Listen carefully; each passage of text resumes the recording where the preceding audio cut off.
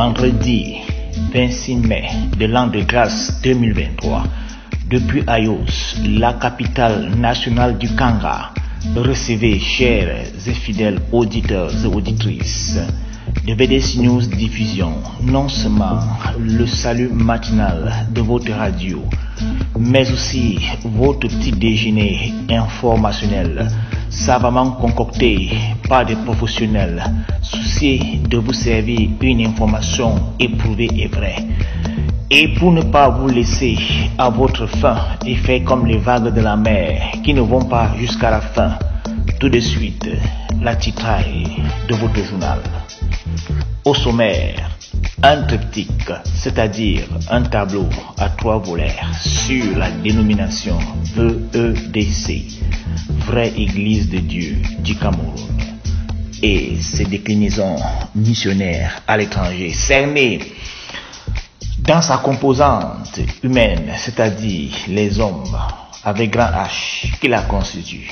Ensuite, ses infrastructures et enfin sa posture ou particularité, non comme le fruit d'une œuvre humaine, mais le champ ou vigne de l'Éternel, le Dieu, le grand Dieu.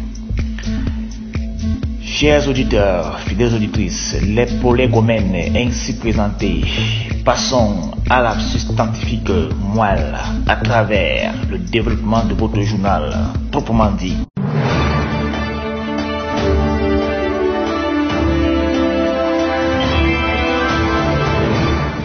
La VEDC, Vraie Église de Dieu du Cameroun, est une institution. Le dire n'est qu'une lapalissade. Une belle œuvre qui promeut non seulement l'évangélisation et l'encadrement des hommes par la parole de Dieu, conformément à la prescription du Maître, le Seigneur Jésus-Christ, tel que contenu dans Matthieu 28, 18 à 20, que je cite. Jésus s'étant approché, leur parla ainsi: tout pouvoir m'a été donné dans le ciel et sur la terre. Allez, faites de toutes les nations des disciples, les baptisant au nom du Père, du Fils et du Saint-Esprit, et enseignez-leur à observer tout ce que je vous ai prescrit. Et voici, je suis avec vous tous les jours jusqu'à la fin du monde. Non seulement, disions-nous, la VEDC est fidèle dans l'accomplissement de cette prescription du Seigneur Jésus-Christ, mais encore, elle fait la fierté du Cameroun en particulier et de l'Afrique en général, car ayant son berceau au Cameroun, son nombril au Cameroun, et aussi et surtout rehaussant l'image de marque d'un pays et d'un continent, dont le jugement est souvent prisonnier des a priori idéologiques de la part des autres nations et civilisations. De par ces hommes, ces infrastructures autant pour nous et son fondement divin. Passons donc très rapidement à la présentation de la VEDC. Sur le plan juridique, la VEDC, Vraie Église du Cameroun, est une organisation, une association cultuelle dont l'existence et le fonctionnement sont conformes aux lois et règlements de la République du Cameroun et celles des pays où elle a une représentation missionnaire. Son texte réglementaire fondateur est le décret numéro 71/DF/639 du 31 décembre 1971 et figure en 18e position dans la dernière liste faite par le MINAT relative aux associations culturelles reconnues au Cameroun. Le top management de la VEDC est constitué du conseil d'administration dont l'autorisation, je dis bien l'autorisation d'être constitué est constatée par un acte réglementaire du ministre en charge des affaires culturelles et tutelle administrative, c'est-à-dire le MINAT, le ministère de l'administration territoriale, en la personne du chef du département ministériel, monsieur le ministre. Le dernier bureau du conseil d'administration ainsi constitué en attente de son renouvellement imminent est celui du 6 mars 2019, dont les membres actifs en poste sont les suivants. Délégué pastoral C. Hippolyte, secrétaire général, médecin pédiatre de métier et de formation. Délégué pastoral Coignet Bonaventure, trésorier adjoint, ingénieur agronome de classe exceptionnelle. Délégué pastoral Ateba Jean-Marie, premier conseiller, ingénieur général agroéconomiste et directeur des affaires administratives. Ancienne Awa Suzanne, deuxième conseillère ou deuxième conseiller. Ancien Anangue Joseph, troisième conseiller, administrateur civil retraité. Ancien Mikone Martin, membre, ex-administrateur civil principal et haut magistrat des comptes à la Chambre des comptes de la Cour suprême du Cameroun. Ancien Biton Martin, membre, ex-haut magistrat et avocat. Ancien Zebekolo Lazare, membre et magistrat. La direction administrative de la VDC au plan local ou en maison mère est assurée par le conseil d'administration dont les membres sont donc de hauts commis de l'État, conformément à ce texte juridique organique et fonctionnel. Le décret de 111, l'avons-nous dit, et surtout ses statuts et règlements intérieurs quant à son fonctionnement au quotidien. L'encadrement spirituel, quant à lui, est assumé par des ministres de culte vivants, à savoir des pasteurs entièrement dévoués à cette cause et ministres de la parole éprouvés, en l'instar du révérend Abbate Dengue François au Cameroun et le pasteur Tanjon en Amérique et aux missions occidentales. Plusieurs pasteurs à l'épreuve, des aspirants et délégués pastoraux, des diacres et diaconesses, des serviteurs de Dieu et prédicateurs. Globalement, la VDC sur le plan humain ou de la ressource humaine, c'est non seulement ceux qui sont le top management et qui encadrent administrativement, ceux qui font partie du collège des pasteurs et qui encadrent sur le plan de la spiritualité, mais encore tous et surtout des vaillantes personnes issues de tous les milieux, de tout ce qui concerne le milieu intellectuel. Nous avons donc des anciens d'université jusqu'au rang magistral, dont le plus jeune actuellement est le professeur Abraham Fokone, avec ses 37 ans bien sonnés. Et le doyen, le professeur Ebenezer Bilé. Précisons que le professeur Abraham Fokone, entre autres, est un pur fruit de l'encadrement de la VDC, à côté du professeur Fanim Gaius, qui est le moins âgé, qui le suit directement en âge. Des chargés de cours et assistants, des docteurs et doctorants, mais aussi des hauts commis de l'État, issus des grandes écoles et institutions d'ici et d'ailleurs, l'ENAM, l'IRIC, l'ESTIC, Polytech, Institut national de la statistique, Faculté de médecine et sciences biomédicales, École normale supérieure, École normale des travaux publics, etc., etc., pour ne citer que ceci à titre illustratif. De même, une diaspora fulgurante, dont certains sont carrément des prémices à l'échelle continentale, comme aux Émirats arabes unis, comme en Amérique du Nord et en Europe de l'Ouest.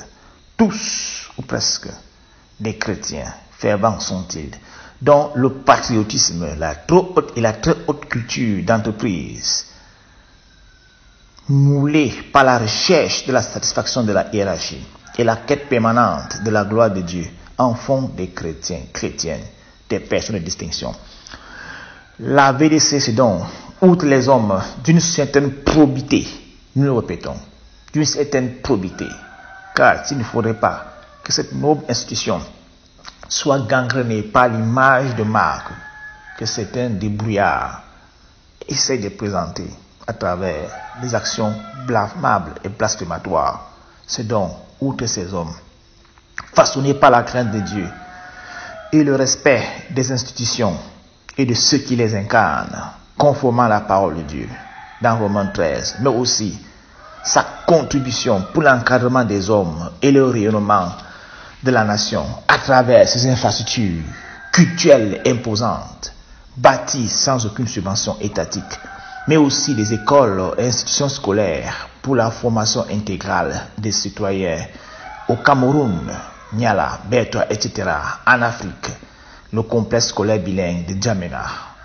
C'est également ces grandes bâtisses au Canada, en France et surtout aux États-Unis, avec l'imposant bâtiment qui est sien et bâti sur un terrain de près d'un hectare, à 30 minutes de la Maison Blanche, à Washington, D.C. Chers auditeurs, fidèles auditrices, les contraintes techniques nous obligeant à faire bref, nous allons simplement dire que notre triptyque ou tableau à 3 volets serait incomplet si j'omettais de vous indiquer le fondement scriptural de la VDC.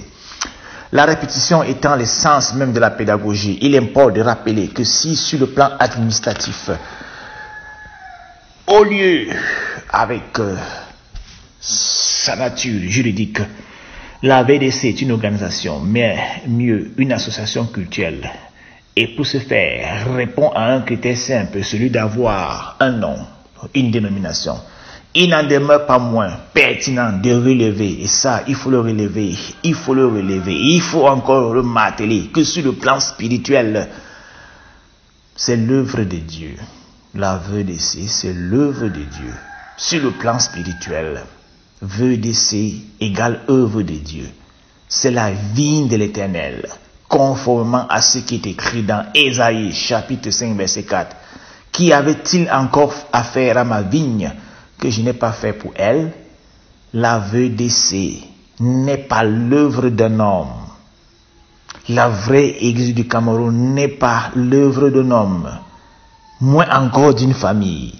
Elle répond de la théocratie, c'est-à-dire gouvernement par Dieu au travers de ses ministres, conformément aux Saintes Écritures dans Éphésiens chapitre 4 du verset 10 au verset 13. Et il a donné, c'est un don, les uns comme apôtres, les autres comme prophètes, les autres comme évangélistes, les autres comme pasteurs et docteurs, pour le perfectionnement des saints en vue de l'œuvre du ministère et de l'édification du corps de Christ. L'Église est donc gouvernée spirituellement par les saints ministères au travers du Saint-Esprit qui rappelle et conduit ses instruments à travers la parole de Dieu sur la manière de bâtir sur le fondement que sont les apôtres et les prophètes, Jésus-Christ lui-même étant la pierre angulaire. Éphésiens 2:20. La VDC n'est pas l'œuvre de l'apôtre Nestor Tokea. La VDC est l'œuvre de Dieu. Donc aucun de ses membres de famille ne peut légitimement ou spirituellement réclamer son appartenance. Car même de son vivant, loin de Dieu ne cessait de rappeler que c'est l'œuvre de Dieu sous son ministère. L'œuvre de Dieu sous le ministère de l'explication du livre. L'explication de la Bible. Selon la vision reçue en 1958, c'est l'œuvre de Dieu, la vigne de l'Éternel. Ce n'est nullement l'œuvre d'un homme. Jésus-Christ en son temps avait dit de façon brillante ceci: pourquoi me cherchez-vous? Ne saviez-vous pas qu'il faut que je m'occupe des affaires de mon Père? Luc chapitre 2, verset 49. L'œuvre de Dieu, c'est les affaires de Dieu. Et il confie la gestion à qui il veut. C'est pourquoi il est dit dans Actes chapitre 13 au verset 2. Pendant qu'ils servaient le Seigneur dans leur ministère et qu'ils jeûnaient, le Saint-Esprit dit: mettez-moi à part Barnabas et Saul pour l'œuvre à laquelle je les ai appelés. Dieu donc met qui il veut à part pour la gestion de ses affaires. Il peut être issu de la famille de Nestor Tokea, ou de Abanda, ou de Aboubakari, peu importe. C'est Dieu le souverain qui dit: mettez-moi à part. Et dès qu'il le dit: mettez-moi à part tel, au lieu de le faire, si un landam, si un kidam lambda, autant pour moi, veut lui-même se mettre à part pour s'imposer dans l'œuvre de Dieu avec des méthodes païennes et inappropriées, le vigneron aura donc tout le loisir de dégager les épines et les ronces sans se soucier de leurs origines. On ne s'impose donc pas à Dieu pour gérer ses affaires avec des arguments humains. Car dans la vie de Dieu, toute plante qui n'a pas planté mon Père céleste sera déracinée. Dixit le Seigneur Jésus-Christ dans Matthieu chapitre 15 au verset 13. Que ceux qui n'ont pas encore compris le sens du mot théocratie ou qui font semblant de ne pas le comprendre soient prêts à affronter celui qui fait gérer ses affaires par qui il veut. Fin de l'édition spéciale de la matinale de ce vendredi 26 mai 2023. Et bonne continuation dans la réflexion et la prière. Et surtout à bientôt sur VD News Radio.